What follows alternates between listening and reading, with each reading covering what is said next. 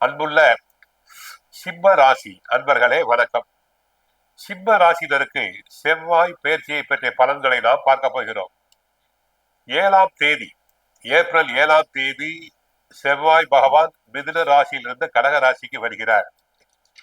சிம்ம ராசினருக்கு அவர் 4ஆம் இடத்திற்கும் 9ஆம் இடமாகிய பாக்கியஸ்தானத்திற்கும், அதாவது சுகஸ்தானத்திற்கும் பாக்கியஸ்தானத்திற்கும் உரியவர். தற்சமயம் அவர் கடகராசியில் நீச்சம் அடைந்திருப்பதால் விளைச்சல் சரியில்லை. வயல் பணிகளில் உழைப்பு கடினமாகும். கால் நடைகளினாலும் பணம் விரயமாகும். அன்னை நிலத்தாரோடு பகை ஏற்படும். கடுமையான வெயிலினால் பயிர்கள் அனைத்தும் வாழக்கூடும். மற்றவர் கஷ்டத்தை பார்த்து தாங்கள் மனம் நொந்து போவீர். வாடிய பயிரை கண்ட போதெல்லாம் வாடினேன் என்று வரலாறுடைய வரிகளுக்கு ஏற்ப மற்றவருடைய கஷ்டத்தை பார்த்து கஷ்டப்படுவீர்கள். தங்களுடைய கஷ்டத்தை பொறுத்துக் கொள்வீர்கள். பயிர்கள் அனைத்தும் வெயிலினால் பாதிக்கப்பட்டு நஷ்டத்தை ஏற்படுத்தும். சற்று சிரமமான காலகட்டத்தில் நீங்கள் இருக்கிறீர்கள். நெருங்கிய உறவினருடன் அடிக்கடி தேவையில்லாத வாக்குவாதங்கள் ஏற்படும். வீண் வம்பு வழக்குகள் தங்களை தேடி வரும்.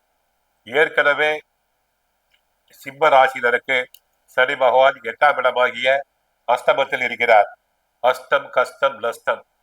8ஆம் இடத்தில் சூரியன், புதன், சுக்கிரன், ராகு, சனி 5 கிரகங்கள் சேர்ந்துள்ளன.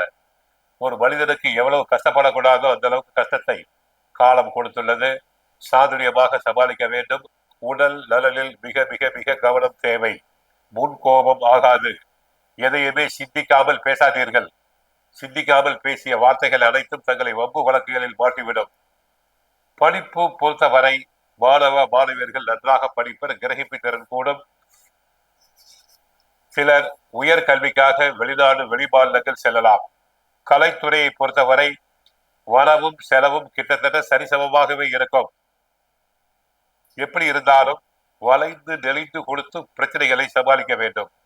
சிம்மராசி பெண்களாக இருந்தால் வீட்டில் கணவனுக்கு உடல்நல பாதிப்பு. சிம்மராசி ஆண்களாக இருந்தால் மனைவிமார்களுக்கு உடல்நல பாதிப்பு. திருமண முயற்சிகளில் தடங்கல்கள் உண்டாகும்.